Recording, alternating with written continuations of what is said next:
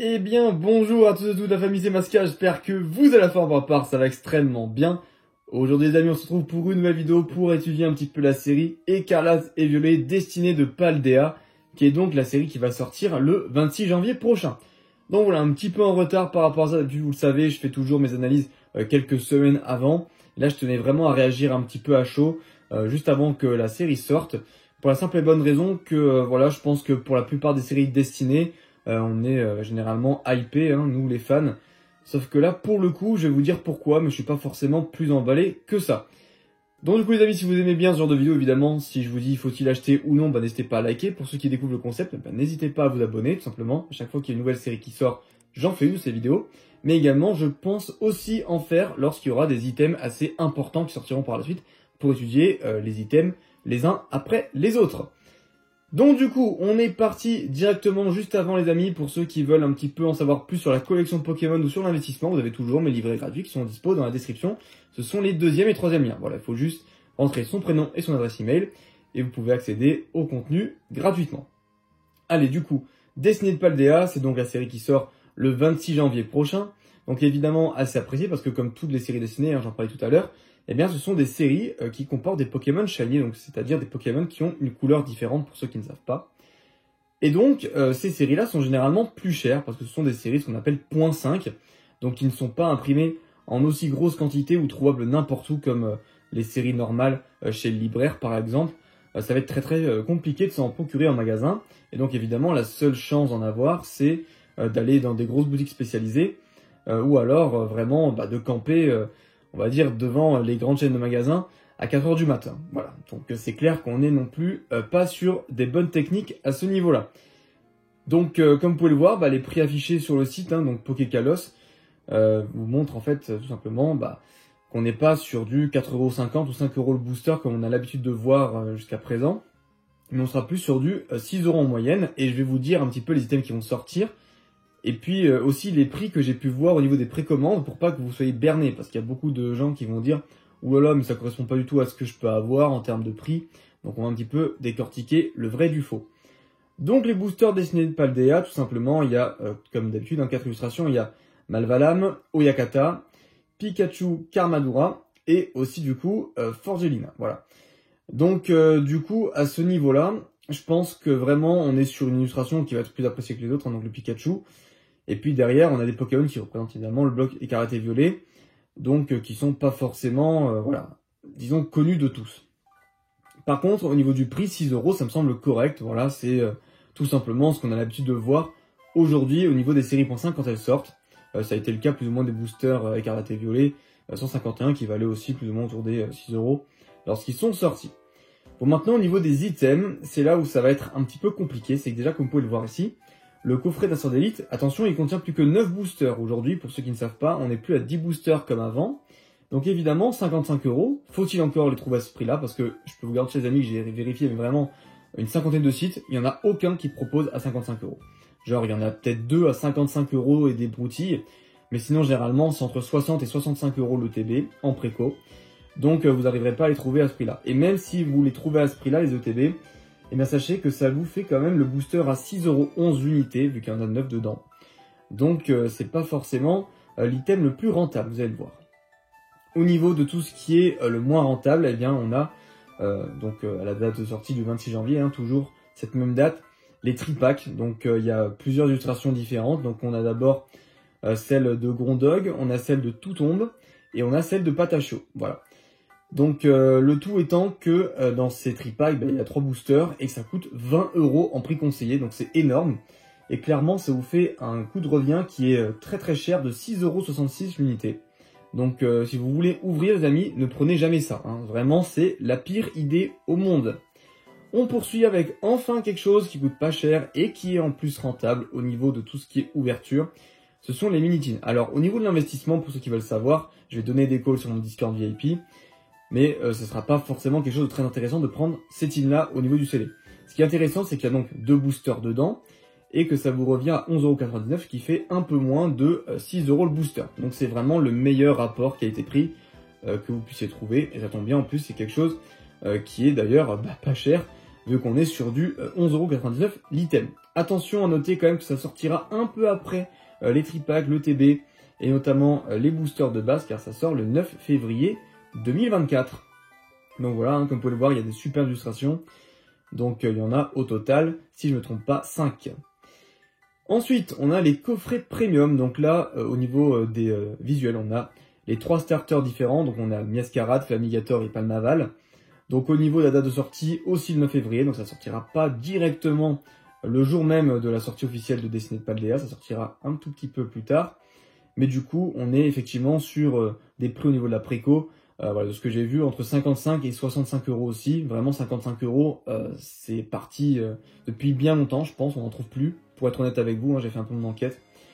Donc voilà, je vous dirais qu'aujourd'hui, un booster, vu qu'il y en a 8 dedans, si vous l'ouvrez, ça vous revient à du 6,88 €, ce qui n'est pas du tout rentable au niveau de l'ouverture. Après, vous allez me dire, il y a quand même des cartes promo, etc. à revendre. Mais franchement, je doute que ça puisse valoir grand-chose, vu qu'il va y avoir énormément de craquage à ce niveau-là. Donc pour moi, c'est pas un item qui est très intéressant à ouvrir. Malheureusement, c'est quelque chose qui a l'air d'être disponible assez partout. Voilà. Et donc il n'y a pas vraiment de rareté ni d'intérêt à avoir ce genre de coffret. Si ce n'est, si voilà, vous aimez bien les starters. Ensuite, donc là, on va parler de quelque chose déjà d'un peu plus intéressant. Ça dépend pour quelle illustration, et vous en doutez. C'est au niveau des Pokébox. Donc on a le Dracofeu Terra Cristal, Roue de Fer et Fort Ivoire. Donc de ce que j'ai vu au niveau évidemment des précos, le Dracofeu est toujours sold out, voilà, et par contre il reste toujours Roue de Fer et Fort Ivoire donc de dispo. Par contre au niveau des prix annoncés 26 €, autant ça peut être le prix de la Dracofeu, autant les Fort Ivoire et Roue de Fer, ça se vend moins cher. Hein. Vraiment j'ai pu trouver des précos autour des 23 € la Pokébox. Donc sachez qu'il y a 4 boosters dans chacune de ces box là, ce qui vous fait, si on se base sur un prix de 26 €, quand même un booster à 6,50 € pièce. Pareil, c'est pas forcément quelque chose de très intéressant à ouvrir, sauf si vous prenez des Pokébox Dracofeu qui, évidemment, vont avoir des promos qui se revendront certainement autour des 10 €, je dirais. Donc ça amortit quand même énormément le prix des boosters. Et ensuite, on a évidemment quelque chose de très intéressant. Et donc, il s'agit évidemment des bundles donc, qui contiennent 6 boosters chacun. Attention, la sortie est encore repoussée par rapport à tous les items qu'on a vus qui sortaient le 9 février, parce que là, ça sort le 23 février 2024. Donc, ce qui est important là-dedans, c'est que ça coûte 36 € pour 6 boosters. Donc, au niveau du calcul, ça nous fait 6 € le booster. Donc, ça nous revient pile poil au prix qu'on pourrait payer à l'unité. Donc, vraiment, c'est pas très cher non plus. Donc, si vous voulez ouvrir, je vous conseille évidemment les bundles. Je vous conseille aussi les mini-tins et les boosters en loose. Si vous arrivez à trouver des ETB autour des 55 €, 60 €, ça peut le faire. Mais sinon, c'est trop cher. Voilà, clairement, tout le reste, ne prenez pas. Ça va pas être rentable à ce niveau-là. Donc du coup maintenant, vous allez me dire, bon c'est bien, on a vu maintenant tous les items scellés, ce qui est rentable à ouvrir. Pour ce qui est de garder et investir, je vous l'ai dit, ça sera uniquement dispo sur mon Discord VIP dans un premier temps. Maintenant, voyons quand même la liste des cartes, parce que c'est assez important de voir si même au niveau de l'ouverture, c'est intéressant d'avoir des cartes de ce set ou non. Donc évidemment, c'est une série à rallonge, hein, voilà, parce qu'il va y avoir, comme dans tous les autres destinés, eh bien, des cartes shiny, donc des petites shiny, mais évidemment aussi des grosses shiny. Donc à noter qu'on a toujours les Pokémon X qui sont présents dans la série même, hein, donc ce ne sont pas des secrets comme vous pouvez le voir.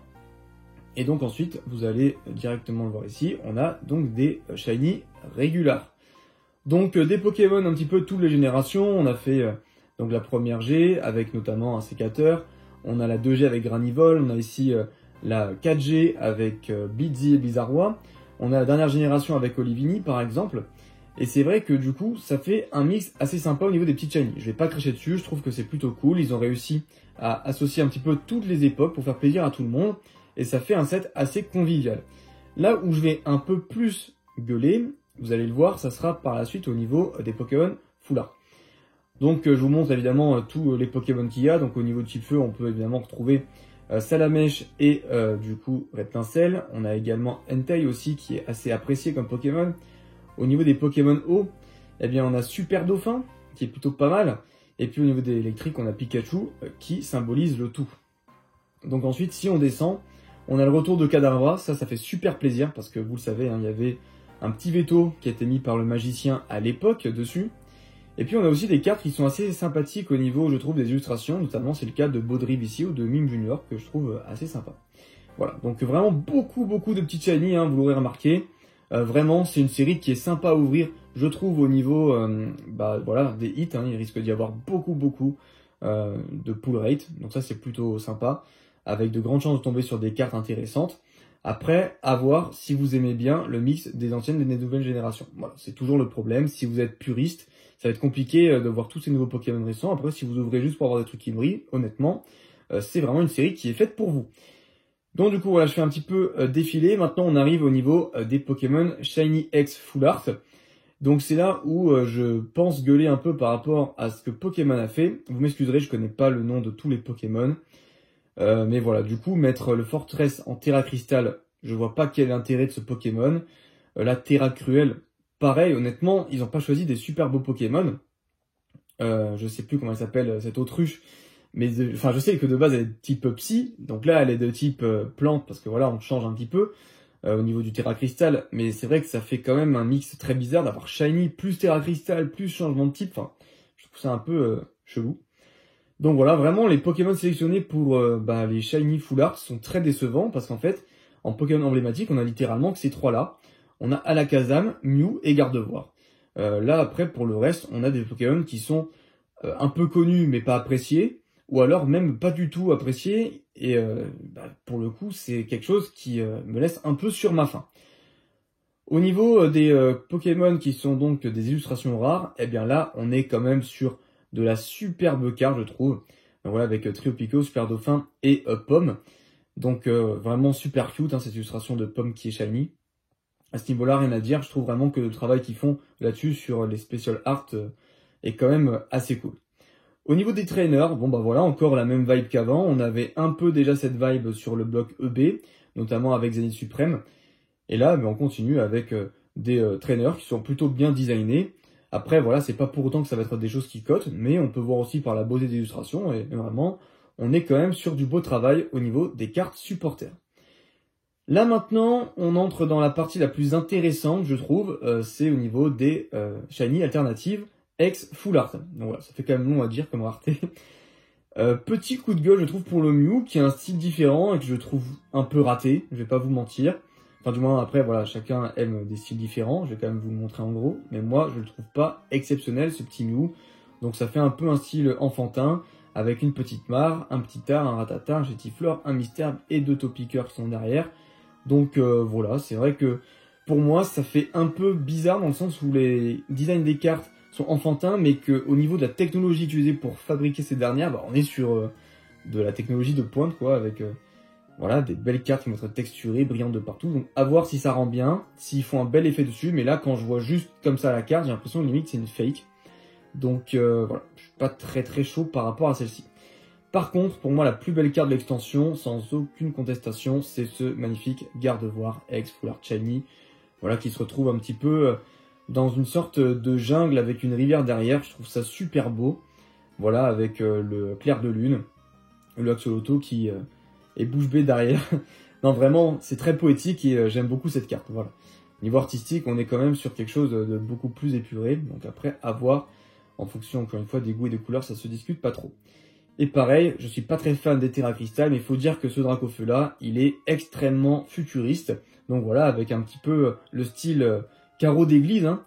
Donc je trouve ça assez intéressant d'avoir ce mix de couleurs, une illustration qui est un petit peu dessinée crayon limite, et qui fait quand même assez futuriste. Donc vraiment un bon mix, même si le Pokémon se dégage pas trop l'illustration, parce que les couleurs sont très vives même ailleurs, hein, on le remarque. Eh bien ça fait quand même un mix qui est assez original et que je soutiens plutôt par rapport au niveau de tout ce qui est création. Donc pour moi ça va coûter assez cher. Ce Dracofeu sera certainement aux alentours, je n'ai pas envie de dire de bêtises, mais je pense bien autour des 150 à 200 euros à partir du moment où il sera au plus bas. Voilà. Pour moi on sera quand même sur une carte qui va coûter assez cher. Et à la sortie ça sera certainement un x2 voire un x3 par rapport au prix que j'énonce en ce moment.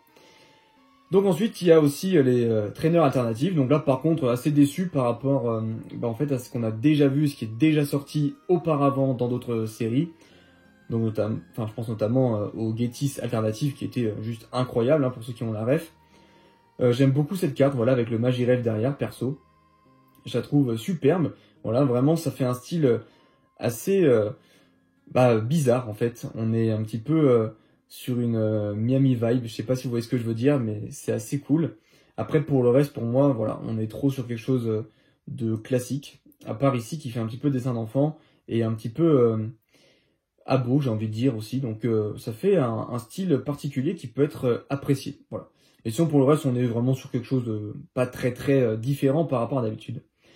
Et enfin, une dernière carte qui sont pour moi vraiment du cacaproute. On va pas se mentir, mais vraiment, je sais pas quel est le... je vais pas dire le mot, mais qui a eu l'idée de faire ça. Honnêtement, voilà. Alors, je comprends pas. C'est très moche.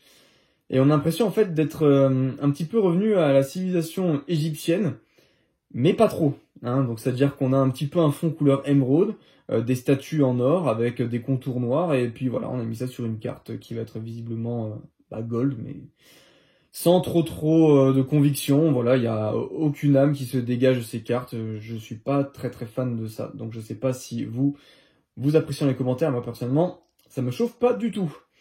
Voilà, et donc après on a tous les promos, donc attention, hein, c'est qu'on verra pas forcément en français de chez nous, mais en tout cas, voilà, ce qui est prévu au niveau des sorties, eh bien on a de notre côté Miascarade, Dracofeu, Palmaval, on a évidemment Flamigator, Fort Ivoire et Roue de Fer, voilà. Donc je pense qu'on est plutôt bon au niveau de tout ce qui est série. Je sais pas vraiment ce que vous en pensez. Moi personnellement, je vais pas en ouvrir, je vous le dis sincèrement. J'ai vu du coup les leaks pour la prochaine série. Évidemment, je vais vous faire une vidéo dessus, hein, sur cette série qui va s'appeler Force Temporelle, que je trouve bien plus sympathique, même si c'est pas une série .5, il n'y a pas des shiny ou quoi que ce soit, mais je trouve qu'elle est quand même beaucoup plus travaillée que celle-ci, malheureusement. Et donc je suis assez mitigé, c'est pas forcément que je suis un puriste, parce que vous le verrez, hein, la prochaine série n'est pas forcément une série qui est faite pour les personnes qui aiment bien le vintage comme moi. Et pourtant, eh bien, ça ne m'empêche pas d'aimer beaucoup les créations qui ont été proposées à l'intérieur de cette dernière. Donc voilà, j'attends vraiment vos débats en commentaire, voir un petit peu ce que vous en pensez. Voilà, pour moi, je pense que à force de sortir des séries destinées, c'est fait, refait et re-refait, et je pense que les gens vont en avoir marre. D'ailleurs, c'est assez étonnant que les précos ne soient pas sold out, et d'un autre côté, c'est assez révélateur du peu de demandes qu'il y a pour cette série, ou du moins moins que ce qui était certainement espéré par The Pokémon Company. Voilà pour mon analyse, donc j'espère que ça vous aura plu. Si c'est le cas, n'hésitez pas à liker la vidéo, n'hésitez pas non plus à vous abonner si ce n'est pas encore fait. Et sur ce, je souhaite de bien vous porter jusqu'à la prochaine vidéo. Je vous dis à la prochaine. Bye bye.